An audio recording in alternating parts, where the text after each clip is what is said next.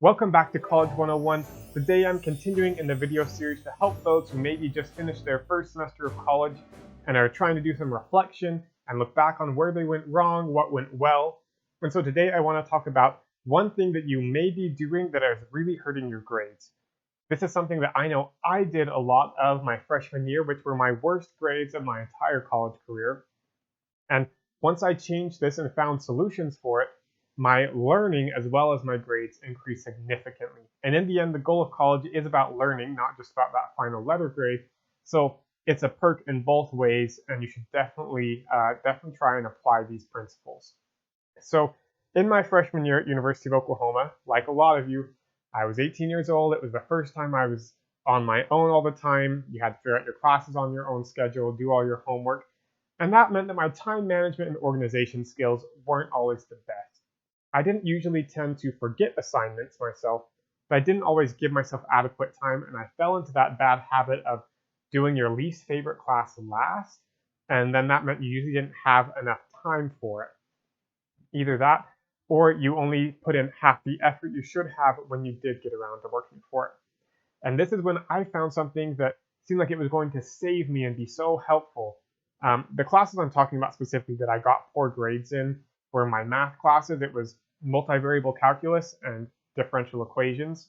These are classes that, for me, you would think as an engineer they'd be really good and really intuitive, but math, for math's sake, wasn't my strong suit, and so I really struggled with these classes.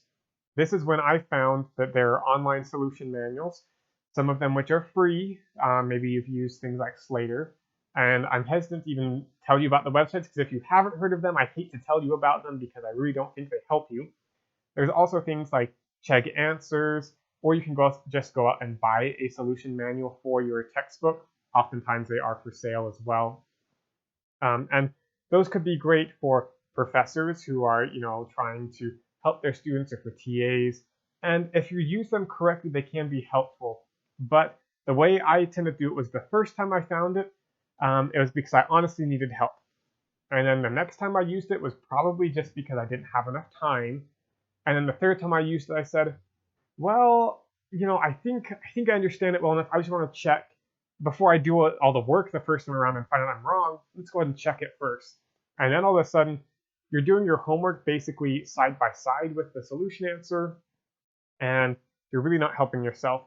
And this is because there's kind of two kinds of learning, or two kinds of memory, and that's recognition versus recall. Recognition is when you can see an answer and say, ooh, that's it. Recognition is what helps you be good at multiple choice tests, particularly if it's something like history or science that could be fact-based. However, it's not very helpful if you are trying to do a fill-in-the-blank or an essay or short answer type test solution. The other type is recall, and that's where you can figure it out on your own. You can remember things off the top of your head. If you say, what is this thing, then you can remember it without having to be reminded. And that's really a much more useful skill. It means you learned it more deeply, and you'll be able to use it more in your later classes if you need to.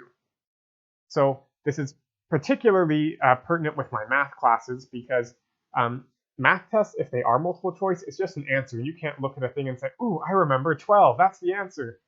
And so you're really recognizing that they are doing proper steps, which isn't helpful on any kind of math test, multiple choice or not. So if this is you and you've been using these online solution guides, or you've been not putting in the effort that you should, then here's the things I would do to fix that.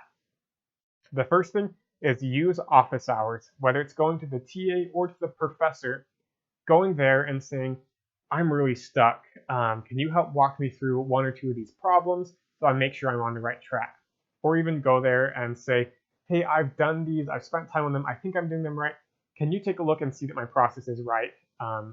Whether you go with the solutions already attempted or you go and ask for them to help you through it the first time, really just depends on what you're comfortable with. And sometimes your TA or professor's style. Some professors will not do that at all. They'll say you have to try it first or twice or 5 times until you really just don't know. Some professors or TAs are more lenient and say, sure, I'll help you by giving you 1 or 2 extra examples to work through. The other thing you can do would be get into a study group. This is honestly probably my number one college tip. I'm going to make an entire video about how study groups are so helpful.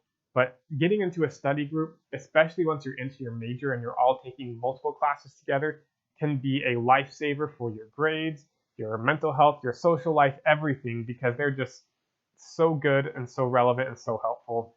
So those are my solutions. If you want to learn more about what a TA does and why I think they're so great, you can check out one of my previous videos here.